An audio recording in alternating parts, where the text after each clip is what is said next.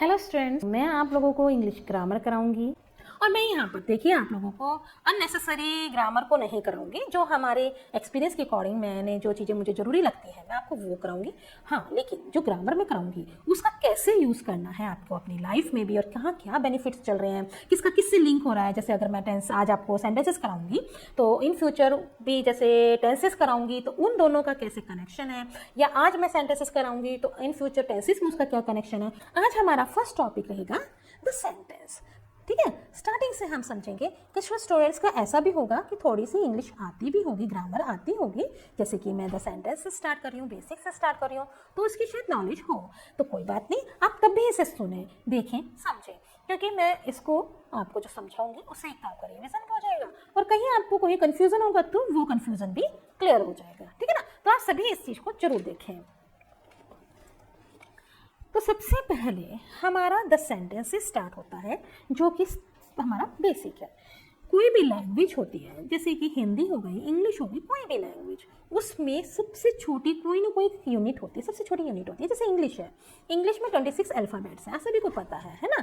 तो 26 अल्फ़ाबेट्स हैं। अल्फ़ाबेट्स कौन से हो गए? ए, बी, सी, डी, ई। सबसे छोटी यूनिट यही है। आप लोग को पता ही है, जब हमारे छोटे बहन भाई या हमारे छोटे घर का कोई भी मेंबर सबसे पहले स्कूल में एंटर करता है तो वहाँ पर जब पेंसिल पकड़ाई जाती है तो इंग्लिश में उसे ए बनाना सिखाया जाता है ना। स्मॉल या कैपिटल किसी भी लेटर से उसे ए सिखाया जाता है। क्यों? क्योंकि ये सबसे छोटी यूनिट है हमारी इंग्लिश की। तो मैं आपको स्टार्टिंग से करा रही हूँ।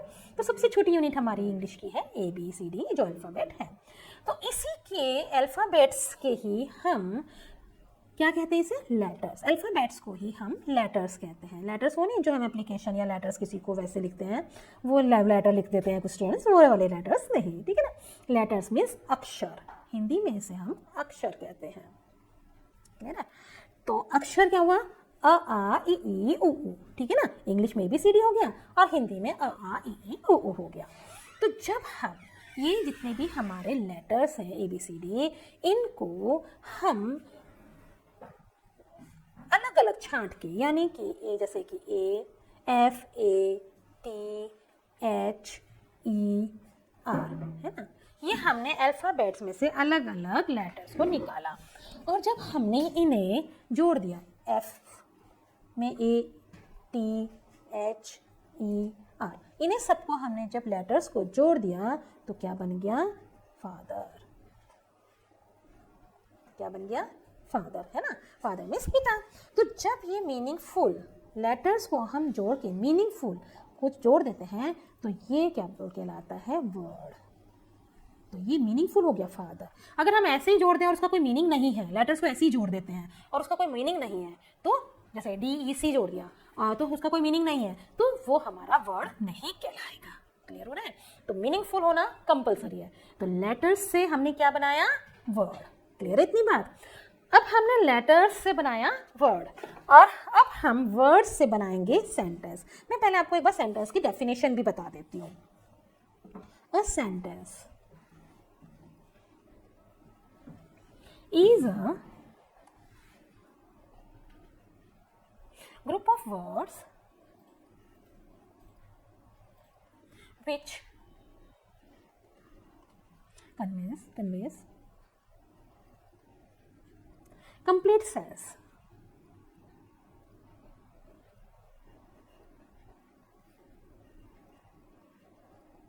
हाँ जी, ये डेफिनेशन क्या कहला रही है? A sentence is a group of words. Sentence क्या है?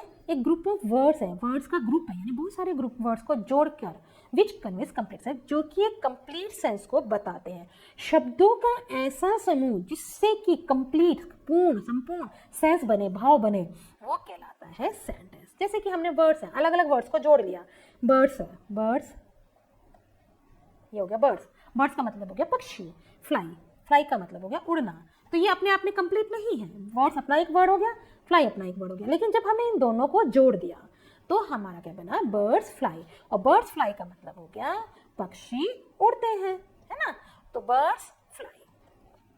तो जब हमने वर्ड्स को, ग्रुप ऑफ वर्ड्स, बर्ड्स के वो वर्ड्स के ग्रुप को जोड़ दिया तो वो, और कंप्लीट सेंस भी होना चाहिए उसमें, सेंस जोड़ना जरूरी है, तो वो कहलाता है सेंटेंसेस। क्लियर हो गया इतना स्टूडेंट्स? मेरे अकॉर्डिंग तो आप लोग को इतनी सी छोटी सी बात भी क्लियर होगी है ना? तो मैंने आपको बेसिक से स्टार्ट करा, वो छोटे से स्टार्ट किया है, क्लियर है? अब मैं आपको नेक्स्ट कराती हूँ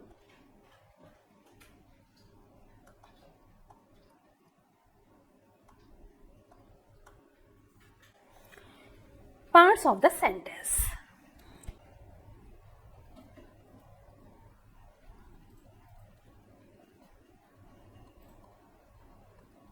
सभी स्टूडेंट्स नोट डाउन करते चलें, अपने नोट्स अपने हाथों से अपना आप लिखते चले, बनाते चले। Parts of the sentences. अब पार्ट्स ऑफ द सेंटेंसेस कितने होते हैं? 2 होते हैं। और पहला क्या होता है? सब्जेक्ट। सेकंड होता है प्रेडिकेट। अब आप में से काफी स्टूडेंट्स ने ये दोनों वर्ड सुने भी होंगे कि सब्जेक्ट होता है और प्रेडिकेट होता है, सेंटेंस के 2 पार्ट, है ना? और आप लोग ने अक्सर ये भी देखा होगा कि बर्ड्स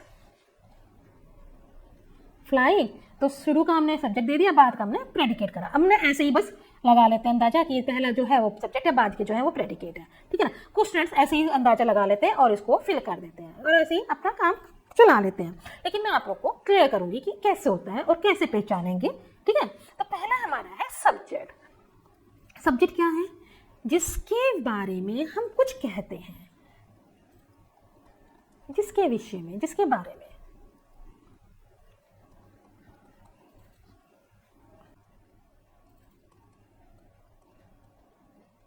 कुछ कहते हैं,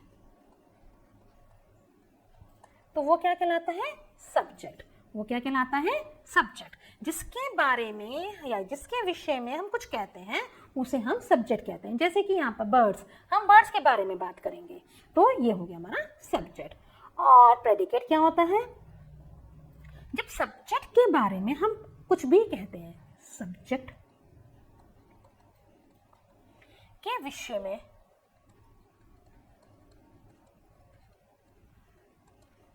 जो कुछ कहा जाता है,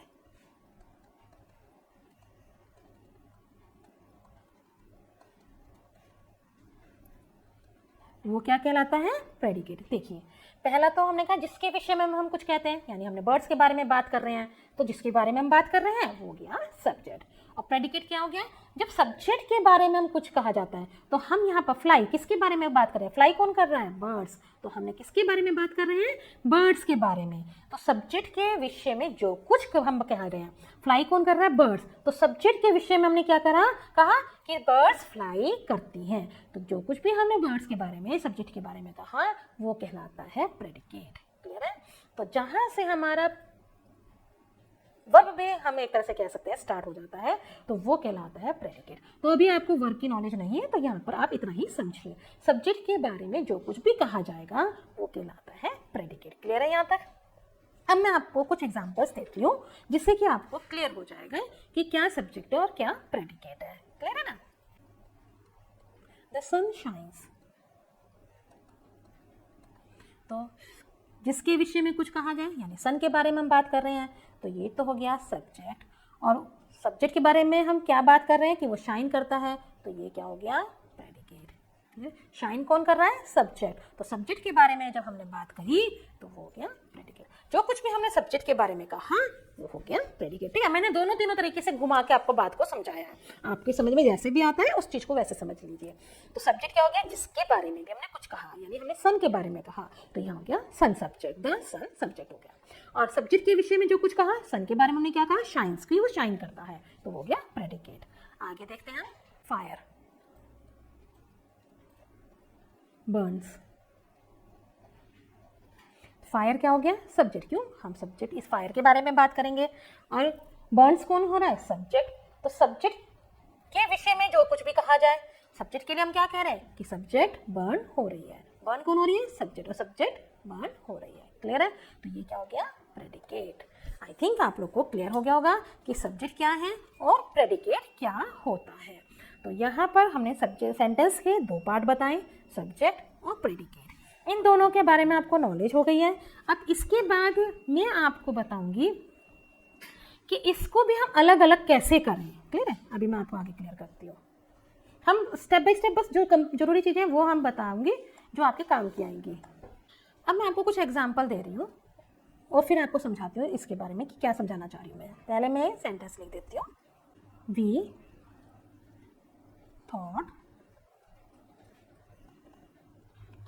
इट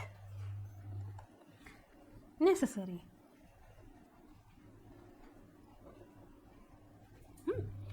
अभी मैंने आपको कहा सब्जेक्ट और प्रेडिकेट, क्लियर। वी क्या हो गया? सब्जेक्ट, क्योंकि किसके बारे में बात की जा रही है वो होता है सब्जेक्ट। सब्जेक्ट हो गया वी। उसके बाद थॉट इट नेसेसरी, तो ये हो गया प्रेडिकेट, क्योंकि हमने सब्जेक्ट के बारे में बात करी। वी थॉट इट नेसेसरी, हम इसको सोचते हैं जरूरी, तो वी सब्जेक्ट हो गया। थॉट इट नेसेसरी सोचते हैं जरूरी, तो ये हो गया प्रेडिकेट। अब इसमें कैसे, अब मैं समझाना क्या चाह रही हूँ उसे समझिए। थॉट होता है, वी तो क्या हमारा सब्जेक्ट, थॉट हो गया हमारा वर्ब, वर्ब की फॉर्म्स, ठीक है। वर्ब की फॉर्म आती है ना आपको, थिंक, थॉट, थॉट, है ना। तो ये हो गई वर्ब की, वर्ब। इसके बाद ये क्या कहलाता है? ऑब्जेक्ट। क्या कहलाता है? ऑब्जेक्ट। और जो ऑब्जेक्ट के बाद जितना भी बाकी रह जाता है वो कहलाता है कॉम्प्लीमेंट। अब मैं आपको ये क्यों समझा रही हूँ, हमने सब्जेक्ट भी समझ लिया, प्रेडिकेट भी समझ लिया, अब इतना डीपली मैम इसकी क्या जरूरत थी? इसकी जरूरत हमें टेंसेस में, डायरेक्ट इनडायरेक्ट में, एक्टिव पैसिव में और भी बहुत जगह जरूरत पड़ेगी, क्लियर है। या फिर आप जैसे कि थ्योरी भी लिख करते हैं, सेंटेंसेस बनाएंगे, लेटर्स बनाएंगे, लिखेंगे आगे, या आप कुछ भी राइटिंग पोर्शन करते हैं, या कहीं जॉब में जाते हैं वहाँ आपको कोई लेटर लिखने को दिया जाता है, तो वहाँ पर भी ये बेसिक से हम आपको स्टार्ट कराना सिखा रहे हैं। यहाँ से जब आप सीख जाएंगे तब आप वहाँ उस लेवल पर, एडवांस लेवल तक पहुँच पाएंगे, क्लियर है ना। मैं आपको स्टार्टिंग से लेकर एडवांस तक सारा समझाऊंगी, तो स्टेप बाय स्टेप समझते हैं। तो हमें यहाँ पर क्यों समझा, ये सब्जेक्ट है, हमने प्रेडिकेट में से भी अलग अलग करा कि ये वर्ब है, फिर ये पोर्शन हमारा ऑब्जेक्ट है, ये कॉम्प्लीमेंट है, क्लियर है इतना। जब हम आगे टेंसेस समझाएंगे उसमें हम बताएंगे कि सब्जेक्ट का भी यूज़ बताएंगे, वर्ब भी बताएंगे, ऑब्जेक्ट भी बताएंगे, तो वहाँ आपको ये बहुत ही हेल्पफुल रहेगा। मैं एक दो एग्जाम्पल और दे देती हूँ आपको। She keeps her clothes clean. तो शी हमारा वो, शी लेडी के लिए, लड़कियों के लिए, फीमेल के लिए यूज़ किया जाता है। शी हमारा सब्जेक्ट हो गया, क्यों? क्योंकि हम उसी के बारे में बात कर रहे हैं। फिर कीप से हर क्लोथ क्लीन, अपने कपड़ों को क्लीन रखती है, कौन क्लीन रखती है? शी सब्जेक्ट, सब्जेक्ट के बारे में हम बात कर रहे हैं, तो इसलिए प्रेडिकेट हो गया यहाँ से। अब कीप्स क्या हो गया हमारा? वर्ब। अब वर्ब क्या होता है? क्रिया। क्रिया, हिंदी में क्रिया सुनिए ना आपने, क्रिया कार्य को करने वाला, क्रिया कार्य को करना, करने वाला नहीं, सॉरी, करना। क्रिया मीन्स काम को करना, जाना, खाना, सोना, जो भी काम हम करते हैं, तो ये हो गया हमारा वर्ब। हर क्लोथ्स, हर क्लोथ्स हमारा हो गया ऑब्जेक्ट, ऑब्जेक्ट। और क्लीन हो गया हमारा कॉम्प्लीमेंट, क्लियर है इतना। तो ये से आप ध्यान रखें कि सब्जेक्ट के प्रेडिकेट के बाद मैंने आप लोग को समझाया कि सब्जेक्ट क्या होता है, प्रेडिकेट के फिर मैंने आपको अलग अलग बताए, वर्ब भी होती है उसमें, ऑब्जेक्ट भी होता है, कॉम्प्लीमेंट भी होता है। जब भी हम कोई सेंटेंस लिखते हैं तो उसके अंदर सब्जेक्ट, वर्ब और ऑब्जेक्ट ये तीनों ही होते हैं, क्लियर है ना। तो वही चीज़ मैंने आपको यहाँ पर क्लियर की है। जैसे Ram was a king, sentence पूरा तभी हुआ जब यहाँ पर सब्जेक्ट भी था, वॉज वर्ब भी है और किंग ऑब्जेक्ट भी है, क्लियर है ना। तो जब तक ये नहीं होंगे तब तक हमारा सेंटेंस भी नहीं होगा। यहाँ तक क्लियर हो गया है। अब मैं आप लोगों को इसके यूजेस बताऊंगी। ये हमारे सब्जेक्ट प्रेडिकेट को समझने के काम आता है, ये हमें सेंटेंस के बारे में समझ में हमें करने के आता है कि सब्जेक्ट क्या होता है, वर्ब क्या होता है, ऑब्जेक्ट क्या होता है, ये हमने यहाँ पर ये भी समझ लिया। इसके बाद आप लोगों को रीऑर्डरिंग का भी सेंटेंसेस आते हैं, है ना, जिसे जंबल वर्ड भी कहते हैं। जब हमारे पास जंबल वर्ड आते हैं, रीऑर्डरिंग के लिए वर्ड्स आते हैं, तब हम क्या करते हैं, जब हमें ये पता होता है कि शुरू में सब्जेक्ट आता है, फिर वर्ब आता है, फिर ऑब्जेक्ट आता है, तो हम उसे सही क्रम में यानी सही ऑर्डर में लिख पाते हैं। जैसे आपके पास आ गया अ किंग राम वॉज, तो ये क्या हुआ, ये तो रॉन्ग हो गया ना, ये तो हमारा मीनिंगफुल सेंटेंस नहीं हुआ ना। तो जब तक मीनिंगफुल सेंटेंस ऑर्डरिंग में नहीं होगा तब तक कैसे होगा। तो हम क्या करते हैं, हमें पता है कि पहले सब्जेक्ट आता है तो हम राम को छांट लेके यहाँ पर राम लिखेंगे। फिर हमें पता है कि जब भी कोई सेंटेंस होता है उसके बाद वर्ब आता है तो हमें पता है वॉस वर्ब होता है तो हम वॉस को लिखेंगे। उसके बाद हमें पता है कि ऑब्जेक्ट आता है तो हम अ किंग लिख लेंगे। क्लियर आ रहा है? तो हम यहाँ पर सेंटेंस को क्यों सीख रहे हैं कि बेसिक से हमें जब नॉलेज होगी तो आगे हमें ईजी होता चला जाएगा। क्या अब आप लोग कन्फ्यूज़न नहीं करेंगे, आप लोग को पता चल गया है कि रीऑर्डरिंग में हमें कैसे करना है। क्लियर है? इन्हीं सब चीज़ों को आप सभी इनको नोट्स बनाएं, पूरे नोट्स अपने तैयार करते चले स्टूडेंट्स, कहीं भी मिसिंग मत करना। अभी मैं आपको एक दो एग्जांपल और समझा देती हूँ रीऑर्डरिंग के कारण ही। The sun rises in the east. The sun, इसके बारे में बताया जाए सब्जेक्ट, सब्जेक्ट के बारे में जो कुछ बताया जाए वो प्रेडिकेट। ये हो गया हमारा सब्जेक्ट। प्रेडिकेट में से राइजेस वर्ब हो गया, जो भी क्रिया की गई, जो भी कार्य किया गया, उगने का काम हुआ है ना, राइज हुआ सन, तो ये वर्ब हो गया। इन द ईस्ट हमारा क्या हो गया? ऑब्जेक्ट। क्लियर है? तो जब हमारे पास अगर ऐसा आ जाए rises in the east the sun, तो आपको अब मुश्किल नहीं लगेगा, आप इजीली ढूंढ लेंगे। द सन हमारा क्योंकि सब्जेक्ट है तो हमने लिखा द सन। फिर हमें पता है राइजेस हमारा वर्ब है तो हमने लिखा राइजेस। फिर हमें पता है इन द ईस्ट हमारा ऑब्जेक्ट है, इन द ईस्ट। क्लियर है स्टूडेंट्स? तो रीऑर्डरिंग में भी अपने आप लोग को प्रॉब्लम नहीं आनी चाहिए। तो इतना आप लोग को सबको क्लियर हो चुका होगा। तो इस सेंटेंसेस का कहाँ पर क्या यूज़ है मैंने आपको पूरा क्लियर कर दिया है, और इसको आप कहीं भी कंफ्यूज मत होना, बहुत ईजी में मैंने आपको क्लियर किया है और मेरे अकॉर्डिंग आप सबको समझ में भी आ गया होगा। अब हमारा सेंटेंसेस का एक लास्ट और पॉइंट है जो मैं आपको क्लियर करना चाहूँगी, जो आपके इन फ्यूचर पूरे हर जगह आपको काम आएगा। अब सेंटेंसेस भी 4 टाइप्स के हो जाते हैं। पहले तो पार्ट बताए थे मैंने, 2 पार्ट बताए थे।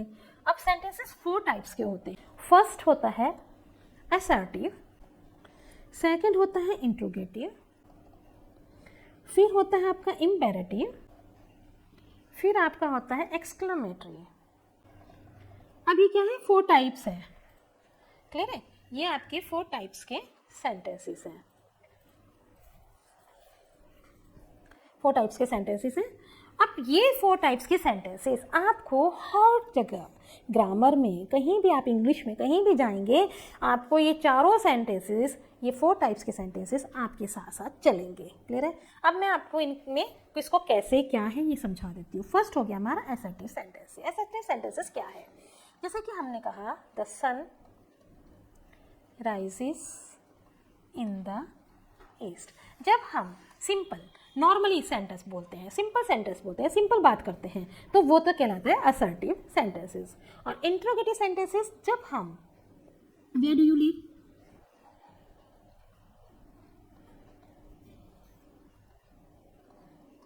तुम कहाँ रहती हो, क्वेश्चन करते हैं किसी से भी, ठीक है, जब हम क्वेश्चन करते हैं तो वो कहलाता है इंट्रोगेटिव सेंटेंसेस।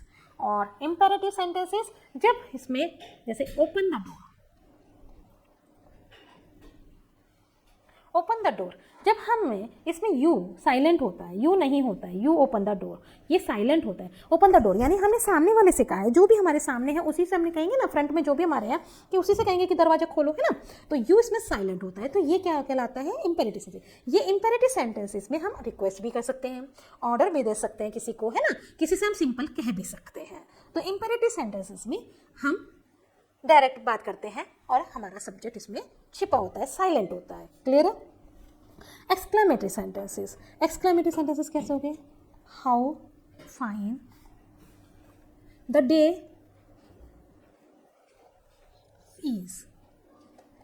एक्सक्लेमेटरी सेंटेंसेस एक तो सबसे पहले पहचाना, ये एक्सक्लेमेटरी साइन होता है इसका, एक्सक्लेमेटरी साइन जहाँ पर दिखाई देगा आपको, ठीक है ना, जब एक्सक्लेमेटरी साइन दिखाई देगा तो वो हो गया एक्सक्लेमेटरी सेंटेंसेस। उसके अलावा how fine the day is, ये हमारी इनर फीलिंग्स से, एकदम से हमारे अंदर से फीलिंग्स निकलती है, कितना सुंदर दिन है। ये क्वेश्चन नहीं बोला है कितना सुंदर दिन है, क्वेश्चन ने कहाँ पूछा है, ये क्या, कितना सुंदर दिन है। तो ये जो फीलिंग्स हमारे अंदर से निकलती है वो सैड भी हो सकती है, खुशी की भी हो सकती है, वो डर की भी हो सकती है, किसी भी तरह की वो फीलिंग हो सकती है। तो जो फीलिंग्स निकलती है हमारे मन से, हमारे अंदर से, और ये एक्सक्लेमेटरी साइन दिखाई देता है, वहाँ पर वो एक्सक्लेमेटरी सेंटेंसेस होते हैं।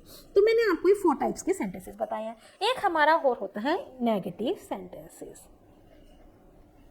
नेगेटिव सेंटेंसेस में हमारे जो सेंटेंसेस होते हैं वो नेगेटिव में बात करते हैं, यानी कि वो नहीं में सेंटेंसेस होते हैं। नेगेटिव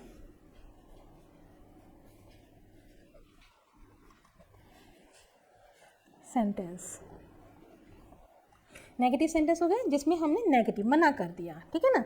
जो चीज़ हम कह रहे हैं नहीं में, हम कह रहे हैं नहीं ये नहीं होगा, तो वो हो गया हमारा negative sentences. He does not